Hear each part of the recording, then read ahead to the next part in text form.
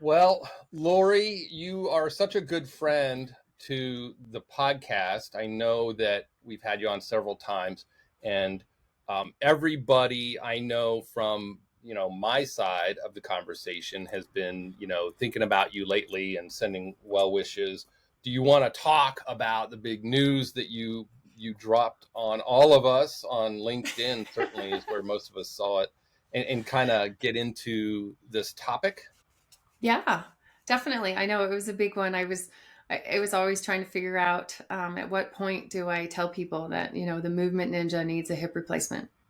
Um, Yeah. it's, there's so many different thoughts that are always through my head. And I'm just like, you know what? This is becoming a journey that can help people. And I know that there's still so much information that I, talk about all the time, but now I get to put it to work on myself. Uh, so it can be super helpful. So I just kind of I'm like, here we go.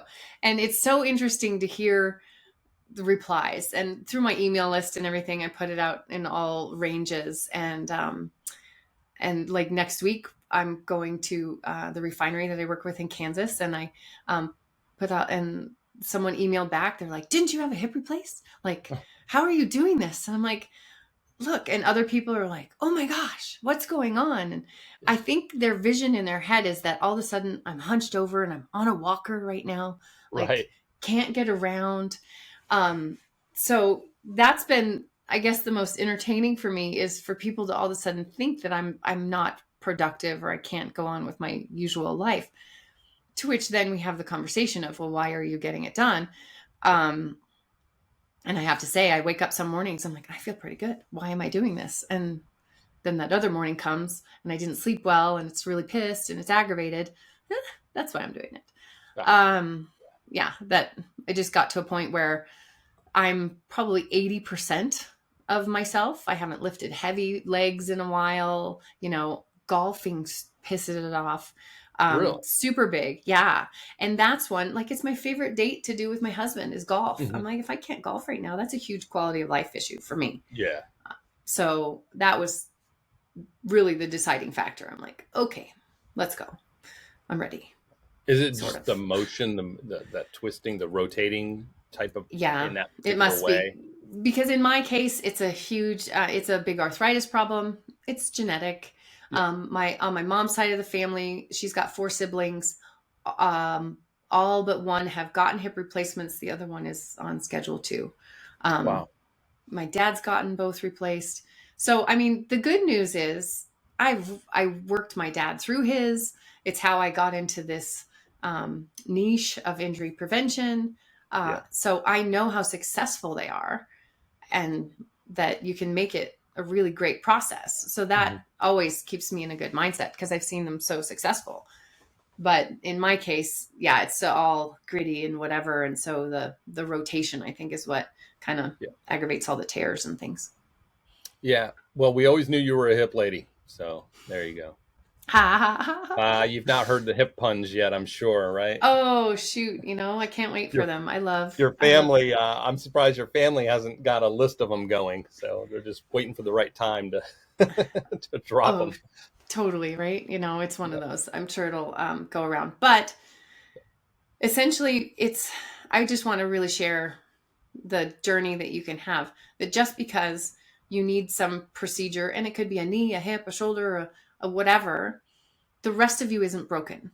And Hmm. that's kind of my big process and has been since I was a personal trainer with people. One of the most favorite things I had, I mean, I don't like it when people get hurt, but I'd have clients and like one tore his Achilles, but we got super creative on how do we work the rest of your body? How do we still work your legs? How do we, still do pull ups and all those sorts of things? So the mentality of you have pain, it's not comfortable, but guess what? All the other things that you can still do Yeah. is one of my big themes. And then for today, I really want to, I'm going to have, I want to have this ice heat conversation Yeah, be, we because alluded it, to it in our last conversation, so yes, it's fitting with what you're about to go through, right? Or are going through, but the it, procedure you're about to go through. yes, Yeah. because it's definitely in orthopedic injuries for sure. And my son has had an ACL, um, Oh. done. I had two ACLs in high school. Mm. So I'm familiar with the post-surgical ice it as much as you can. Yeah. So now it's an interesting conversation to back up and be like, so do we really want to ice it all the time? Yeah. Um, And that and was a I, question, right? When do you use heat and when do you use ice? And I even question that. My wife and I'll talk. I went for a run and my knee is sore. Do I ice it or do I use heat? What about before? What about after? And so yeah, enlighten us all, because I think it's important. There's a difference between an injury and just soreness, right? And how you would treat either. But school us on hot and cold, like right. when Oh, and when is it appropriate? so I'm going to be the teacher here that is not the ultimate teacher because, Mhm. you know, as we all do, you get in great networks of people to where you Yeah. can learn from good things. There's someone, Dr. Perry Nicholson. He was part of the Rock Tape Instructor Group. He is at Stop Chasing Pain on most of his media. He is the master of the lymphatic system. Like he Hmm. has a super cool webinar, the Lymphatic Mojo, because the swelling in your body's reaction to injury is all in your lymphatic system. So that's kind of where this conversation started. And when you ice something, it constricts everything. It vasoconstricts and it just locks down for no circulation, which, you know, may have, and it also numbs the area.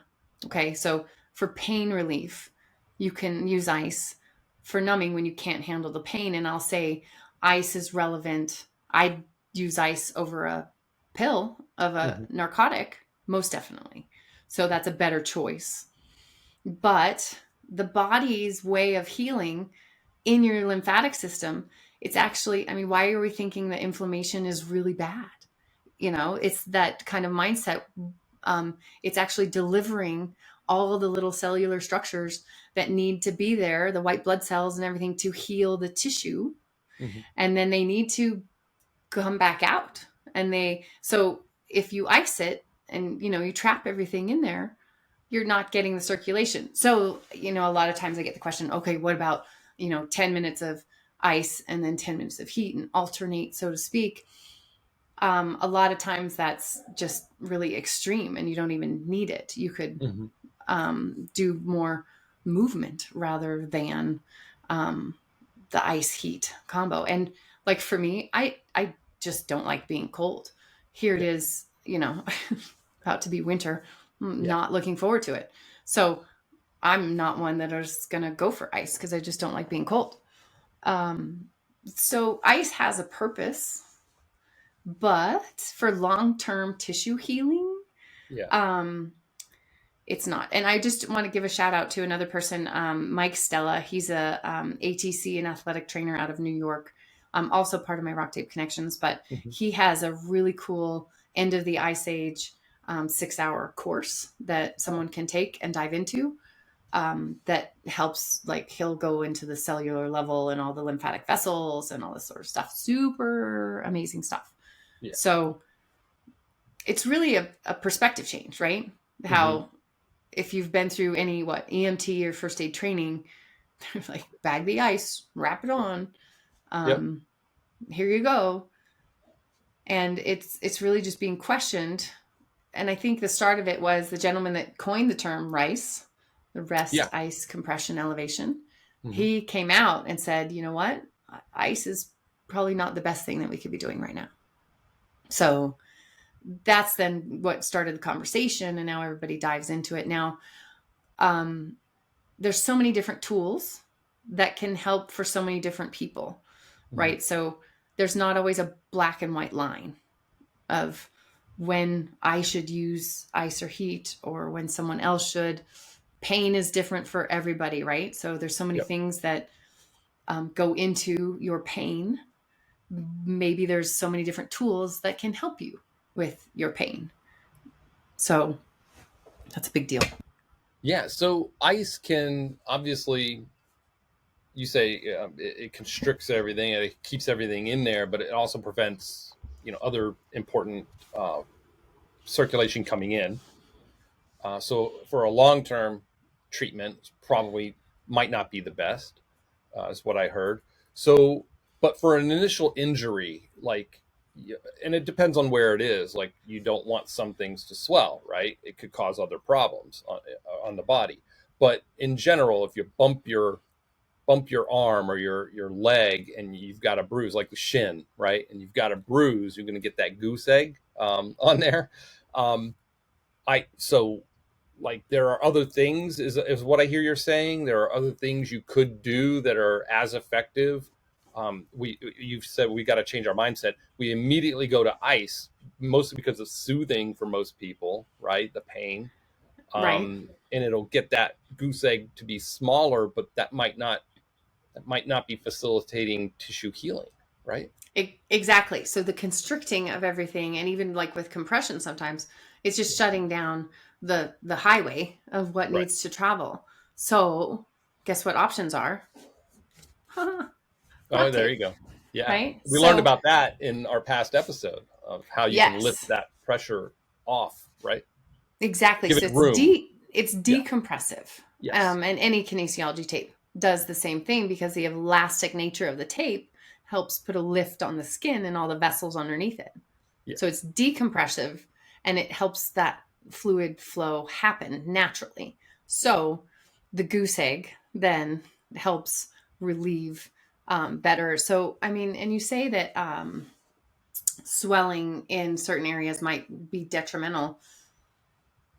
I remember my youngest got hit in the eye brow with my his sibling Mhm. with a snow shovel. It Ow. happens. And it started swelling up pretty quick. It was like a grape, under the skin. And I was like, woo, let's not have it break skin. Yeah. Um, I essentially steri stripped it. And that was one of my first, of course, family's great guinea pigs. But that was Yeah. when I was first, really trying out this theory. And I steri stripped it to kind of stabilize the skin from Hmm. doing anything different. And then we go, okay, don't ice it. Maybe movement. How can we better movement? So I went through this whole angry face, make a surprise Oh, face, trying angry to get him face. to move. Yep. I was like, just keep it moving. And it Yeah. goes from there. So that's interesting. I think you're right. I think most people would go to that one thing, right? That the old tried and true. Do you see a lot of education? You mentioned two professionals in your network. Um, is there a movement, maybe more in the emergent medicine type space of like not using ice as much as the sort of that go to? That's a tough hill to climb. Yeah. I know I mean, especially with my colleagues, there's just some regimented things in the medical and emergent fields that are this is what we do. Now, granted, like something super traumatic, Well, yeah. a big break or something like that you don't want like tissue damage and bleeding happen. Ice kind of like your meat in your freezer, it Mhm. preserves your tissue Yeah. where it's at. So I can see how an EMT is going to totally think of this differently. But when we come down to the achy knee after a run, Right. does it really need ice? And, I personally would then say no. I would say, how's the movement? How's the mobility? Let's tape it. Let's, get the fluid flow. Where's it coming from? A little more investigative approach to it. So my last grumpy knee, um, it was several weeks back, and I did not put ice on my knee. I decided to do the stretching, right? The deep stretching. Afterwards, I was calmed. My knee had calmed down a little bit, and it wasn't painful to do the stretching. So I went ahead and I did the stretching, and I found that, and I've continued even to today with just stretching as a regimen, almost like it's an exercise. Like I should, like I want to run every day and do the push-ups and the sit-ups, and I want to stretch as well. That's important, and that's something you taught me. Mobility is important, There you go. and it hasn't bothered me. It kind of bothered me a little bit, but like it was very subtle, a marked improvement. I also discovered I overpronate, right? My the rotation of my ankles, my feet to my ankles. Yeah, the why behind it happening. I had worn out the insoles on my running shoes. The running shoes themselves are fine. It was just the compression on the insoles that they don't hold up real well, the foam that they use. And so I bought new insoles for overpronation for knee pain. And I tried those in there, and it hasn't come back. And so I'm going to pay attention to the compression. I'm going to measure the insoles. Actually, this is how nerdy I am. Over time, and I'm going to mark like average number of miles I can run on those insoles before I just order another pair and just preemptively just keep my insoles up. But for me, that's what I tracked it back down to. It wasn't even my knee. It was a combination of, it was the insole for sure, but then I have a wicked heel strike, right? So I changed my pose really, to lean into the run a little bit more, and for the ball on the balls of my feet instead of the heel. So I had to, and Sean, and my friend Sean Rafferty, we were talking about this, and so he was like, well, this is how I run. I had to change, so I had to change the way I ran. And so people, I think this brings up a great point. It's, running, something as simple as running. You have to do it the right way, right? Your body tells you if you're doing it wrong, and if you don't listen to your body. And so thank you for forcing me to listen to my grumpy knee. It's a thing, but it's one of the sayings that we learned through massage school, because we go through and we learn a little bit about Rolfing. Rolfing is a real deep tissue 10 session technique, but Ida Rolf is the woman who started that whole protocol. But her famous quote is, where you think it is, it isn't. And, Wow. Just really thinking of, and in most cases, where you think the source of your pain is, it is not. And even like in low backs, right? So if the low back stuff, I always direct people, like, sometimes they're overusing their feet. Sometimes they're, not getting good three-dimensional motion of their hips. Maybe it's postural on top. There's so many different things that are top down, bottom up, who knows? But yeah, usually with aches and pains and grumpies, that actual spot is not the source of the problem at all. Yeah, and you said it earlier, when before we started talking about this topic, but you said that the it's not so much, I mean, barring an automobile accident, some catastrophic, event. But these grumpy muscles and joints is usually over time. It's cumulative, right? It's something that you've been doing for a while. Yes. And here's where I'll put in my own example of my hip again, because it was like 2017, so easily 4 years ago, where I first got some grumpy hip. It was kind of sciatic-ish, feeling. I'm like, what is going on?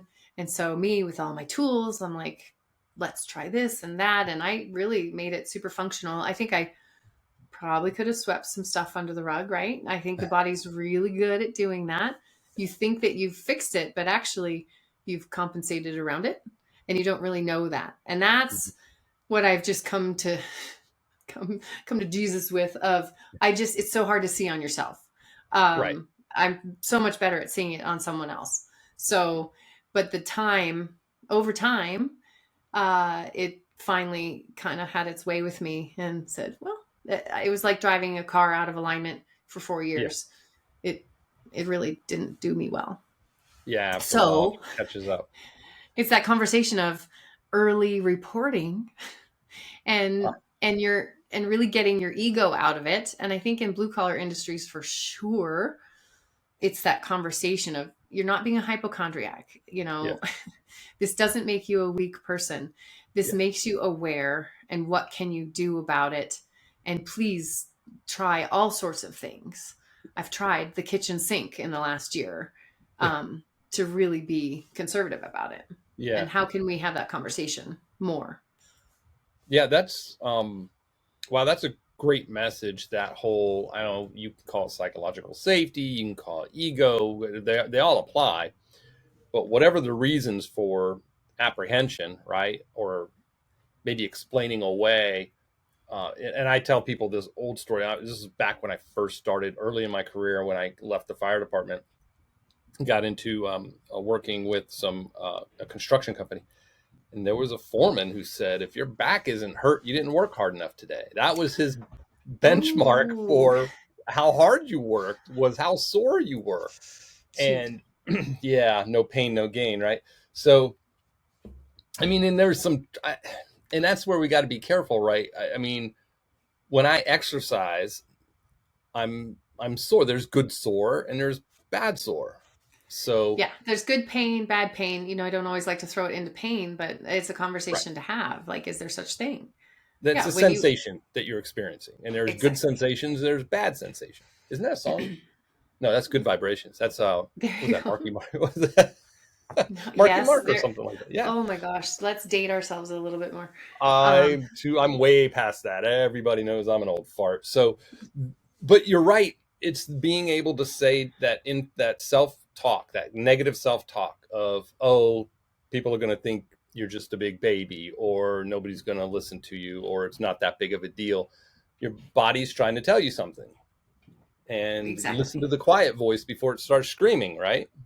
Exactly. And it's one that, I've definitely learned over the past year, the effects of being in pain. And even if it's kind of like turning up the static radio just enough. It's annoying. It affects you. I mean, people probably know I'm annoyingly happy. I'm super, optimist on lots of things. And, sometimes like my husband would just be like, what's up? And then I kind of had to look in, and pain, it has a lot of reaching effects that you may not always realize. And so it's not good just to suck it up. Um, that you really, when you notice that it's affecting you, your sleep, all those certain things, that for sure, right? And then we get into this. I was listening to your previous one about safety and wellness, and Oh, yeah. how that's really engaging and connecting. And for sure, that's one that is that'll connect safety and wellness for sure. Yeah, I mean, you're right when you mentioned earlier that you may have or compensated around some things. I know I've done that, um, and it's led to other problems. My wife went through this. You experience pain in one part of your body, so you limit the use of that, or you adjust even your gait, even how you walk. A limp is an example where you favor one side. Next thing you know, that other side, you develop pain or soreness on that side that's now carrying the load, and you just compound now you got two parts of your body that are achy or grumpy, and it's just going to keep snowballing from there. So that's interesting. Never thought about, like, when you see somebody compensating, and that might be a good, it gets kind of tricky, but I'm thinking from a safety professional standpoint, from an intervention standpoint. I mean, if I see somebody who normally doesn't limp, and they're walking through the shop, or they're doing so and they're limping, I'm probably going to ask, you know hey, what's going on with the limp? You trying a new thing, or what? Is this the new style, or is this Right. yeah, little what was the old phrase? Dip in your hip or something? I don't know. It was No, something I like don't know. I call it the pimp walk. that. Oh my god. It's just, it's got that Yeah, move. I don't know. yeah. It's one of those. I, So, I do have a story on that. When uh-oh. I was back doing massage and strength coaching, I had a client who came in for a frozen shoulder. And so it was Ooh. just not moving very well. And if we were doing lots of massage stuff, a little bit of strength things, and I'm just like, hmm. and fun little, you get to learn more about new things. I'm like, let's watch you walk. And I was watching him walk, and he had this little pimp walk going on. And if you think about it, like one arm was swinging and one was not, his frozen Uh-huh. shoulder was not swinging. And you're like, oh, well, that must be the shoulder. But I'm like, wait a second. He's like, oh yeah, I busted my ankle like 20 years ago. And Hmm. that's where I have a funky walk. I've had that forever. That was first. Yeah. And so then not swinging the arm for a long time, the muscles are like, oh, you want me to stay here? Let's stay here. So we actually worked on the ankle and the gait, and it Yeah. helped the shoulder. Balled it out. I was, Did it? Yeah. it There you was so go. crazy, right? That So isn't yeah, that great how when you I know we're total geeks here, but like when you figure something out, isn't that like one of the best feelings in the world?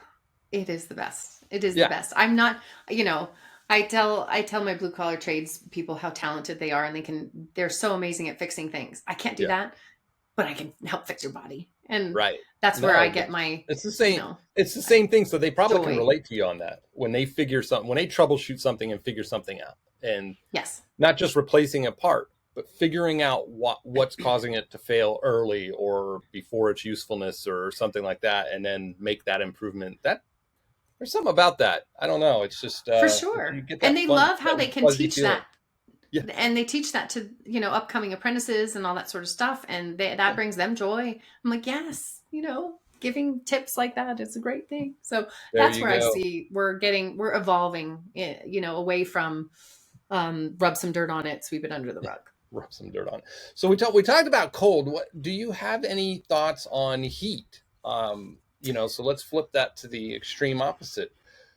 I mean, should I put heat on my knee, my grumpy knee, or I mean, is there an appropriate application? Again, not from a medical, post-op type or injury, but just everyday aches and pains from work or exercise. Is there an appropriate time for heat? I love heat. I think there's always an appropriate time for heat. Well, you said you're always cold, That's right? So right.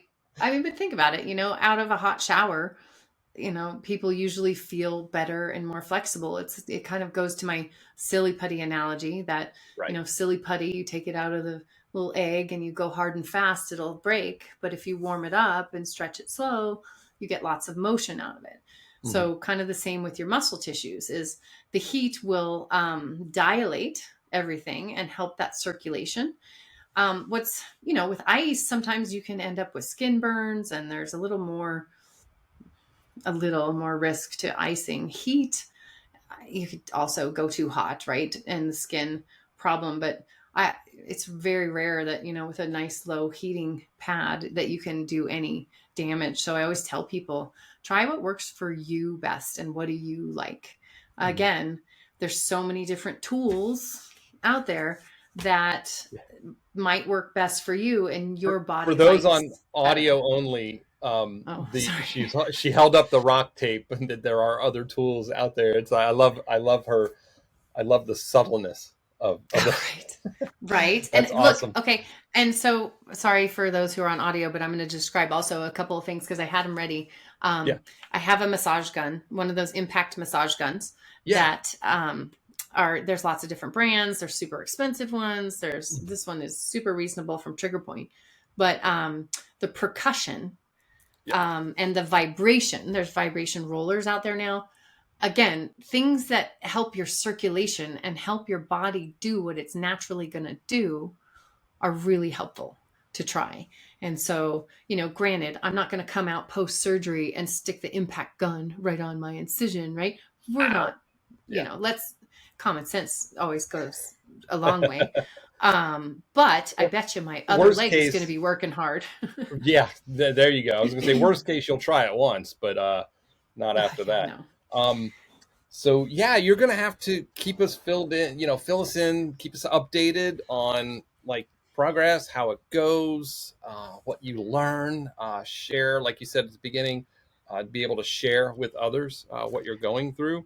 When's the big date? Or do you have a date or? I have a date, November 11th.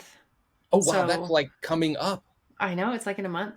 So you're So going to Kansas and then you're And then I going have to, some time, and then I have all my pre-op appointments and stuff like right. that. And then I'm going in. But no, I mean, so like on my Instagram and Instagram stories, I have it going on my journey on there. So at Okay. the movement Ninja Lori on Instagram, and also on my YouTube channel, I'm going to do weekly video blogs on it, and just, help people see it all in action, See it right? all in action. Are you going to tell me, did you ask for a bionic hip?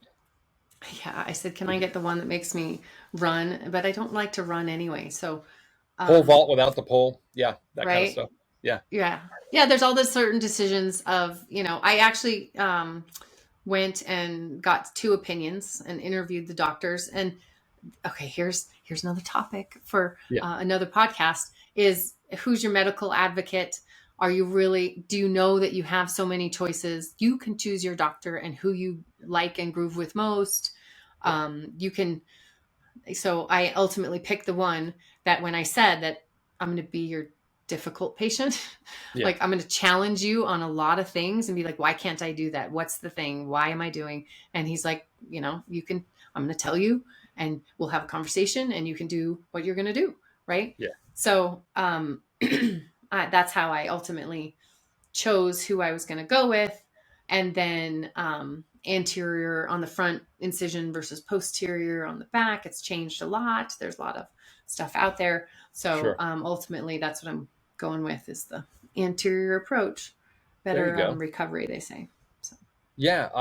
My wife taught me this as well when she was going through, when she was first diagnosed with breast cancer, that you have to be your you have to advocate for your own health. You have to be your best advocate. And to your point, if you aren't sure about something, you're the one that's supposed to stop and ask. And if you can't, Yes. or you don't feel you can't, you have to have somebody with you, a family member, or friend, or whatever, that you trust, that can go with you to appointments, or can ask questions that you might not see. But I think you're spot on, that you've got to be your best advocate for your own health. And there are models of people may not know this, especially the knee. There are different types of joint replacements based on age, expected activity, life. I Yes. mean, it's morbid to think about it, but lifespan, because it's Right. a joint. So, Yep. you did you talk about all those?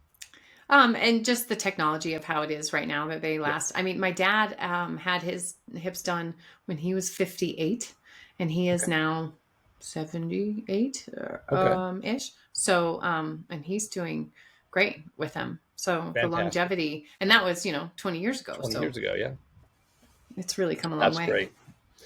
All right, Lori, always a pleasure to talk with you. I'll grab your links to your Instagram account, as well, and drop them in the show notes so everybody can follow your story and learn what we can through you. I think you're taking a very, I don't know, there's got to be something cathartic about it, like that you're sharing this with others, that you're looking at it from a learning experience, something like this that you're going through. Because a lot of people could be like, think about it. I mean, a hip replacement, that's it's a big, I don't know, it seems It's a big scary to a deal. lot of people, right? Oh, it's a And major surgery, most yeah, definitely.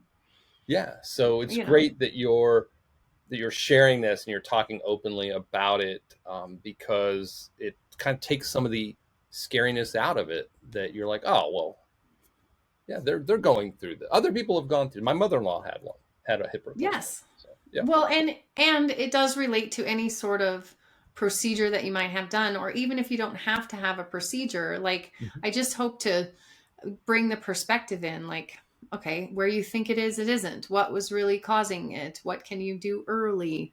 And then it's not the end of the world if you do have to have something done. But did you try everything first? You know, I did have some people reach out. They're like, wow, I had people tell me that I needed to schedule one right away, and then I got better with these other things. And I'm like, awesome, that's great. I tried those. Mhm. Yeah. So, but just to, yeah, open the conversation and dialogue of I mean, from the most minimal of like wound care, the creepiness of me. What I love to remove sutures. Yeah. I, you So know, yeah, it's you and I are probably similar in this one. And it's one of those weird, yes. it's If not you like have we that go around background, asking, hey, you got any sutures? But yeah, it is something we discovered, right? That we like.